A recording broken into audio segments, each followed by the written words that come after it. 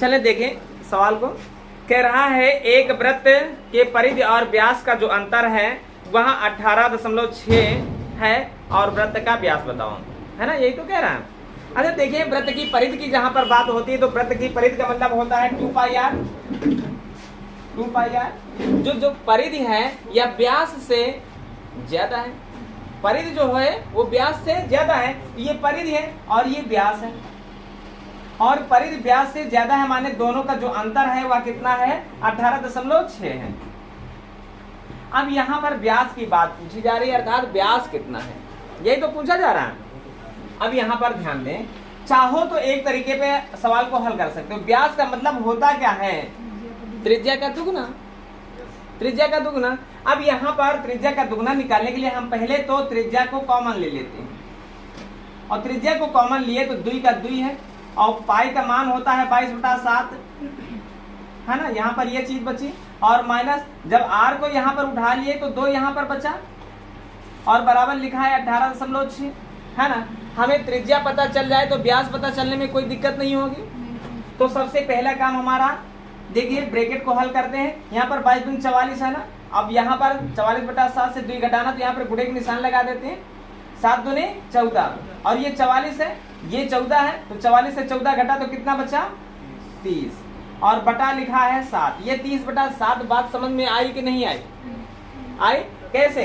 ये 22 दूना 44 होता है और बटे में 7 लिखा है और माइनस का 2 लिखा है, बटे में 1 इसको कर लेते हैं। अब हम करते क्या है भाई, देखें दोनों के हर बराबर होने चाहिए घटाने के लिए।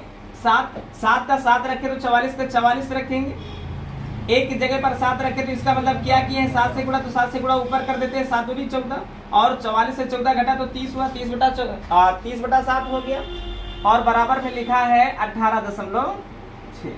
क्लियर हुआ? अब यहाँ पर हमको करना क्या है, काट देते हैं 30 से, और 3 से काट देते हैं, ज्यादा सही रहेगा, 3 9 30, और 3 से काटेंगे तो 3 6 18, 3 दूनी 6। अब देखो r का मतलब है, ये हम निकालेंगे तो ये 7 भाग का उधर जाएगा, गुणे का हो जाएगा, तो 7 दूनी 14, और 7 6 42, 42 में 1 हासिल जुड़ा तो 43। क्लियर है? और उसके बाद देखो 1 अंक बाद दशमलव है, और ये 10 भाग का है, बराबर को उस पार जाएगा, और गुणे का है, बराबर को उस पार जाएगा, भाग होगा तो भाग और 10 से करेंगे तो 4.34 हो जाएगा। ये तुम्हारी त्रिज्या है, और व्यास पूछा जा रहा है, और सबको पता है कि त्रिज्या का 2 गुना व्यास होता है, तो इसका 2 गुना कर दो भाई। इसका 2 गुना 2 चौके 8 होगा, 2 तिया 6 होगा, 2 चौके 8 होगा, और 2 अंकों बाद दशमलव है। अगर सेंटीमीटर में है तो सेंटीमीटर, मीटर में है तो मीटर, फिलहाल यहाँ पर सेंटीमीटर दिया गया है। जवाब रहेगा व्यास कितना है, 8.68। अगला भी प्रश्न बताना है, अगला 76 नंबर बताना है। हाँ चलिए सवाल पर ध्यान दें। कह रहा है मासा और लासा, है ना, हाँ उधर हो जाओ ज्यादा ठीक रहेगा। मासा और लासा क्या है, 12 और 24 48 है, यही तो बात कह रहा है, 24 48 है। और दोनों संख्याओं का जो अंतर है, दोनों संख्याओं का जो अंतर है वो कितना है, 60 है ना। सबको पता है, और हम कई बार बताए हैं कि जो दो संख्याएं होती हैं उनका जो मासा होता है और उनका जो लासा होता है, जो उन दोनों संख्याओं का गुणनफल होता है वही लासा और मासा का भी गुणनफल होता है। माने लासा और मासा को अगर हम गुणा कर देंगे तो ये बात क्लियर है कि क्या दोनों संख्याओं का गुणनफल निकल आएगा। तो इनका गुणनफल ही दोनों संख्याओं का गुणनफल है। अब इनके खंड कर लेते हैं, कोई ऐसी दो संख्याएं खोजते हैं जिनका अंतर 60 हो जाए तो हम योग को निकाल सकते हैं। 12 को थोड़ी देर के लिए रखा रहने दें ऐसे ही, 24 47 के हम खंड कर लेते हैं। किससे? 2 से काट करके। 2 से काटोगे तो 12 आएगा, और यहाँ पर 24 आएगा, फिर 2 से काटोगे तो 2 6 12 12 है ना, और यहाँ पर 2 3 6, कहीं गलत तो नहीं हो रहा, और 2 6 12 हो गया, और फिर 2 से काटेंगे तो 15 3 हो जाएगा, फिर 3 से काटेंगे 3 5 15, और 3 कम 3, फिर 3 से काटेंगे 13 हो जाएगा। क्लियर? हाँ 17 हो जाएगा, 17 हो जाएगा, है ना। अब यहाँ पर देखें कि हमें वो संख्या चाहिए इनकी बदौलत कि घटा दे तो 60 आ जाए। तो देखें भाई खंड करके, 3 तरह का 9 दूनी 18 दूना 36, 36 दूना 72, और 72 दूना 144 है, 144 है। अच्छा और अगर 17 का 12 से गुणा कर देते तो 17 दूना 34 और 17 एकम 17, 17 में 3 जोड़ा तो 20 हो गया। देखो भाई ये भी गुणनफल में ये भी दोबारा शामिल है। अभी हमने कहा कि लासा और मासा का गुणनफल ही तुम्हारा दोनों संख्याओं का गुणनफल होता है। तो इनको हम गुणा किए तो 3 3 का 9 दूनी 18 दूना 36 दूना 72 दूना 144 हुआ और ये 17 बचा, ये 12 बचा, 12 और 17 का गुणा किए 204 हुआ। देखो दोनों संख्याएं मिली कि इनका दोनों का अंतर कितना है 7। माने अगर 4 से 4 घटा रहे हैं तो 0 बच रहा है और 0 से 4 नहीं घट रहा, 10 उधार लिया 10 हुआ, 10 से 4 घटाए तो 6 बचा, इसने उधार दे दिया 1 से 1 घटाए तो कुछ नहीं बचा, हुआ ना। दोनों का अंतर 60 आया ना। अब दोनों का अंतर 60 आया तो छोटी संख्या अगर पूछा जाए 144 है, बड़ी संख्या पूछा जाए 204 है, लेकिन यहाँ पर ये दोनों चीजें नहीं पूछी गई। पूछा क्या गया है, दोनों का योग पूछा गया। अगर योग पूछा गया तो भाई जोड़ दो और जोड़ेंगे तो 4 4 8 हो जाएगा, 4 का 4 है और 2 और 1 मिलकर के 3 हो जाएगा। जवाब रहा 348 के बराबर। देखो ऑप्शन नंबर कौन सा सही है, हाँ सी ऑप्शन। क्लियर है। चलिए सवाल पर ध्यान दिया जाए। एक आयताकार मेज की ऊपरी सतह का परिमाप है ना, ये आयताकार मेज है और इसका परिमाप कितना है, परिमाप कितना है 28 का मतलब जान रहे हो, 28 का मतलब है कि चारों भुजाओं के लंबाई का योग।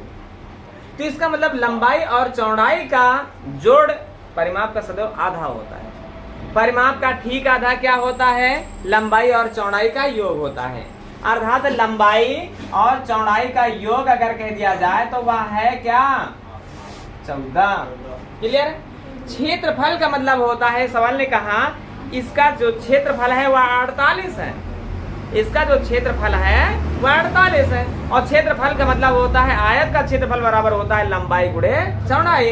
अर्थात लंबाई और चौड़ाई का गुणनफल क्या है 48 है।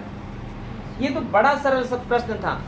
कोई ऐसी दो संख्याएं खोजो कि गुणा कर दिया जाए 48 आ जाए और जोड़ दिया जाए तो 14 आ जाए, है ना।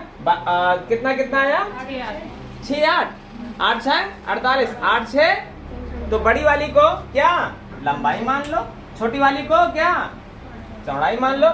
लेकिन सवाल ने क्या पूछा है, कर्ण पूछा है, माने यह लंबाई और यह लंबाई निकालने के लिए तुम लोगों को बताए हैं जब भी 90 डिग्री का कोण बनता है तो उनके जो भुजाएं होती हैं वे क्या 3 4 5 के अनुपात में होती हैं, 3:4:5 के अनुपात में होती है।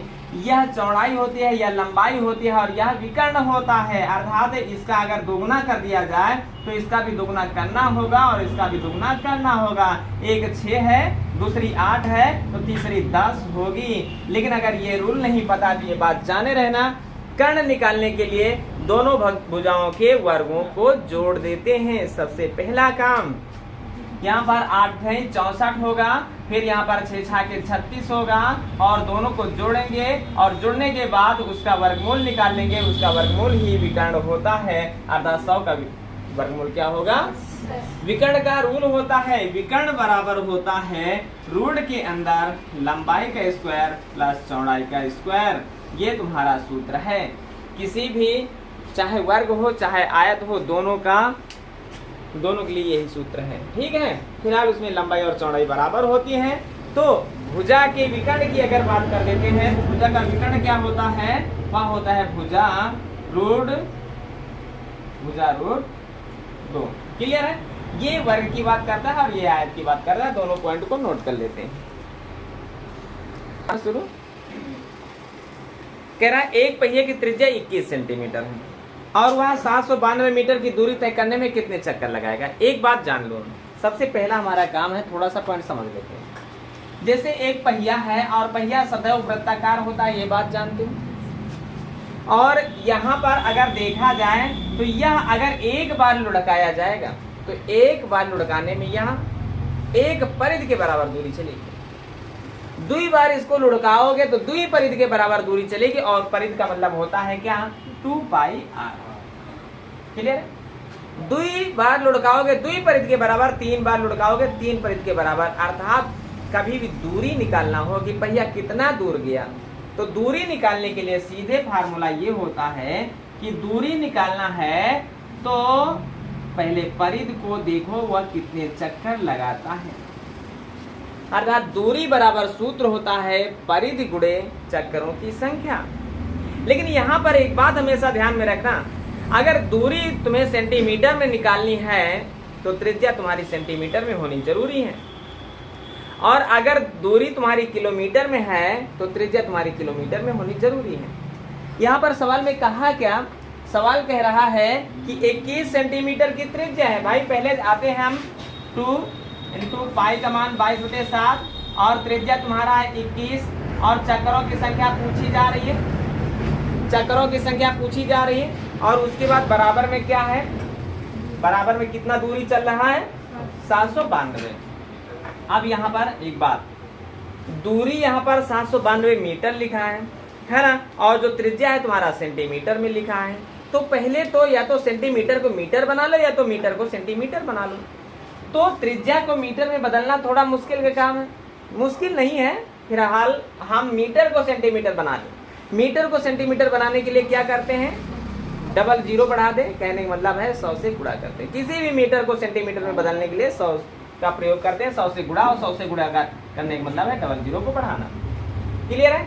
अब चाहे तो हम जो है कि पहले 22 से काट दें, पहले 11 से काट दो, 11 दूना 22, तो 11 से कटेगा 11 से 77 और 2 बचा है 22, 11 दूना 22, डबल जीरो के डबल जीरो। क्लियर है। और ये 7 है, 7 से 21 को काटोगे तो 7 3 21 हो गया। अब यहाँ पर देखो 3 दूनी 6 दूनी 12 है ना, उधर 12 है और 12 है और 12 सामने है, तो इसका मतलब ये गुणे में है, इधर आएगा भाग में हो जाएगा। 12 से अगर भाग करोगे तो 12 6 72 और डबल जीरो के डबल जीरो बचे, और सारे के सारी संख्याएं कट गई। उधर बचा क्या, चक्करों की संख्या, अर्थात चक्करों की संख्या कितना है 600। कभी भी पहिया लुढ़काई जा रही है, पहिया चल रही है, तो दूरी निकालना है, तो दूरी निकालने के लिए परिधि का चक्करों की संख्या से गुणा करते हैं। बात क्लियर है। दूरी बराबर क्या है, परिधि गुणे चक्करों की संख्या। आ गया। चले अगला प्रश्न नोट कर लो इसको। भाई इसमें सूत्र का कोई प्रयोग नहीं। देखे तो यदि किसी धनराशि पर ब्याज जो है 1 पैसा प्रति रुपया प्रति माह है तो वार्षिक दर बताओ। यही तो कह रहा है। कहने का मतलब है 1 पैसा प्रति रुपया का मतलब 100 पैसा पर, और प्रति माह का मतलब है 1 माह में। ये तो कह रहा है 1 पैसा 100 पैसा पर, 100 पैसा पर, 100 पर जो भी है उसे ही तो कहते हैं प्रतिशत। अर्थात 100 पैसा पर 1 पैसा तो 100 रुपया पर 1 रुपया, और 100 रुपया पर जितने रुपया वही होती है दर। सवाल ने कहा 1% है दर, लेकिन कह रहा है प्रति माह। अब बोलो प्रति माह का मतलब 1 माह में 1 रुपया, तो वार्षिक दर पूछ रहा है। अर्थात 12 माह में, तो 12 माह में कितने रुपया, 12 रुपया, अर्थात दर जो रही वह 12% दर रही। बोलो क्या दिक्कत थी, कौन सा सूत्र इसमें क्या प्रयोग कर रहे हो पता नहीं। आ गया। बोलो कहीं पर है जो समझाने वाला है। ऐसा ही सवाल पिछले टेस्ट में था और बताया गया, अच्छे से समझाया गया नहीं था। चलो अगला प्रश्न है ना, करनी पढ़ाते समय इसको विधिवत बताए हैं। भाई √5 प्लस √3 का वर्ग है और माइनस √5 माइनस √3 का वर्ग है ना। अब इसका मान, अब देखो यहाँ पर एक सूत्र लागू होता है। वो सूत्र क्या लागू होता है, 2 प्रकार की संख्याएं, एक को a मान लो और दूसरे को b मान लो, है ना। तो a प्लस बी का होल स्क्वायर लिखा, a प्लस बी का होल स्क्वायर बराबर होता है a स्क्वायर और प्लस बी स्क्वायर और प्लस 2ab। यही तो होता है। क्लियर है, क्लियर है कि यही होता है। a प्लस बी का होल स्क्वायर बराबर a square plus B square plus 2ab। और सूत्र के बल पर नहीं, हम ऐसे सवाल को हल करने के लिए तुम लोगों को बताए थे कि जब भी ऐसा सवाल आए और ऊपर वर्ग लिखा हो तो पहले दोनों को जोड़ देना। पहला काम तुम्हारा कि दोनों को जोड़ देना, 5 3 8, और उसके बाद जोड़ का निशान है तो जोड़ का निशान लगा देना, घटाव का निशान है तो घटाव का निशान लगा देना, और 2 संख्याएं इसलिए 2 लिख देना और दोनों का गुणा कर देना 15। ये हल हो गया। कैसे हल हुआ ये बात जानो सूत्र पर। भाई कहता है a प्लस बी का होल स्क्वायर बराबर a square plus B square plus 2ab। √5 के स्क्वायर क्या होगा, √5 के स्क्वायर का मतलब √5 का √5 से गुणा, और √5 का √5 से गुणा करोगे तो √25 होगा। √25 का मान क्या होता है, 5 होता है ना। उसी तरह से यहाँ पर भी करोगे तो 3 होगा ना। और प्लस का निशान है। आगे कहता है 2ab माने दोनों के गुणनफल का दुगुना लिख दो। दोनों का गुणनफल √5 का √3 से गुणा करोगे √15 होगा, और √15 का दुगुना √30 नहीं लिख देना है, इसलिए √15 वो रूट के अंदर है और 2 बाहर है ना, तो होगा क्या 2√15।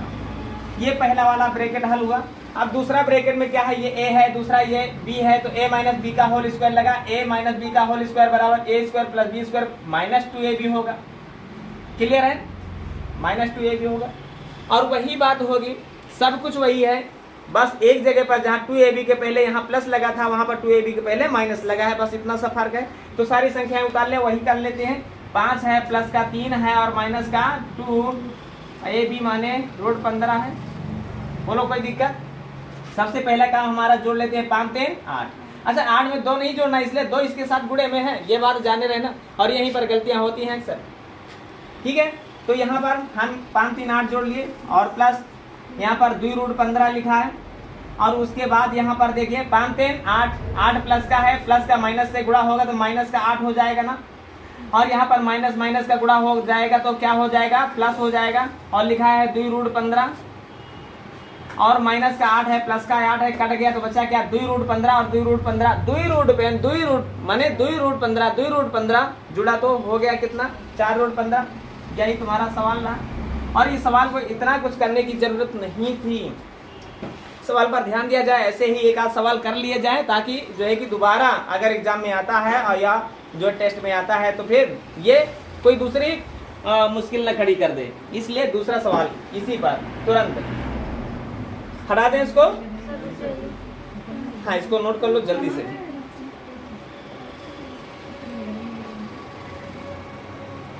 क्या हुआ? ये कॉपी में गलत टिक लगा तो पता नहीं कौन गलती चीज थी, तो वो गलती है नहीं। हाँ, इसको हटा दे। पछताए।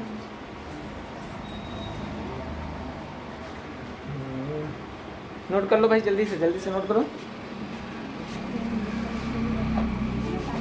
चलो इसको सरल तरीके से पहले देख लें और फिर जो है कि हटो देखें। सुनो, जब भी ऐसा सवाल हो तो पहले रूल देखो, कोई सूत्र ना लागू करो।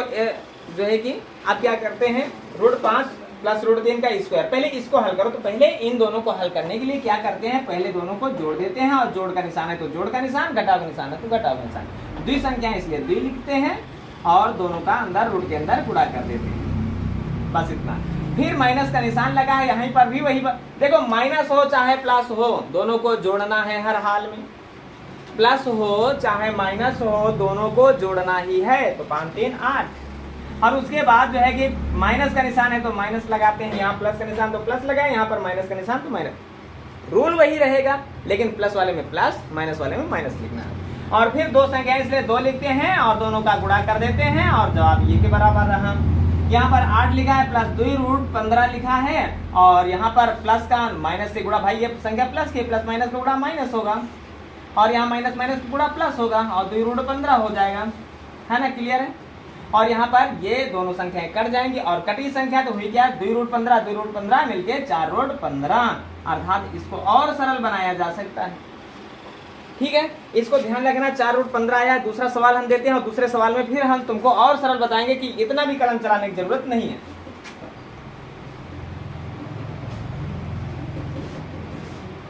लिखा है ये प्लस √5 का होल स्क्वायर माइनस √7 और माइनस √5 का होल स्क्वायर बराबर क्या। सुनो, पहला काम हमारा क्या हुआ, देखो ये जो तरीका है वो तब बता रहे हैं जब क्या होता है, देखें यहाँ पर कोई भी संख्या लिखी है, सबसे पहला काम हमारा क्या होता है, दोनों को जोड़ देना। 7 5 12 हुआ, और 12 हुआ है, और उसके बाद क्या है, जोड़ का निशान है तो जोड़ का निशान, और द्वि संख्या है इसलिए द्वि से गुणा, और देखो दोनों का गुणा कर देते हैं, 7 25 35। ठीक है, इसको ब्रैकेट के अंदर कर लेते हैं। उसके बाद क्या करते हैं, यहाँ पर हम क्या करते हैं, और माइनस का निशान लगा है, और फिर वही प्रक्रिया शुरू करते हैं। 12 और प्लस यहाँ पर लगाए तो यहाँ पर माइनस, बस इतना फर्क है, और बाकी संख्याएं वही हैं। और उसके बाद हम क्या करते हैं, 12 और प्लस 2 रूट 35 और उसके बाद हम क्या करते हैं प्लस माइनस गुणा माइनस 12 माइनस माइनस गुणा प्लस 2 रूट 35। ठीक है, ये माइनस का ये प्लस का कट गया 2 और 2 मिलकर के 4 रूट 35। अर्थात ऐसे सवाल को लगाने के लिए कोई बड़ी बात नहीं है, बस थोड़ा सा समझना है। यहाँ पर दोनों सवालों में देखा होगा कोई कॉमन चीज क्या, अगर वही संख्याएं वर्ग में हैं और माइनस का निशान है, वही संख्याएं वर्ग में हैं तो 2 संख्याएं वर्ग में हैं अर्थात 2 दूनी 4 लिख देना, जैसे वहां पर 2 दूनी 4 लिखा था। रूट के अंदर वहां पर 5 और 3 था तो 5 3 15, यहाँ 7 और 5 है तो 7 5 35, 10 और 11 है तो 110, 20 और 15 है तो उनका गुणा, जो भी संख्या है उनका गुणा रूट के अंदर लिख देना। यहाँ पर 7 और 5 7 5 35, ये तब होगा जब यहाँ पर माइनस का निशान है तब। अब यहीं पर सवाल कहता है, यहीं पर हम क्या करते हैं जोड़ का निशान लगा देते हैं।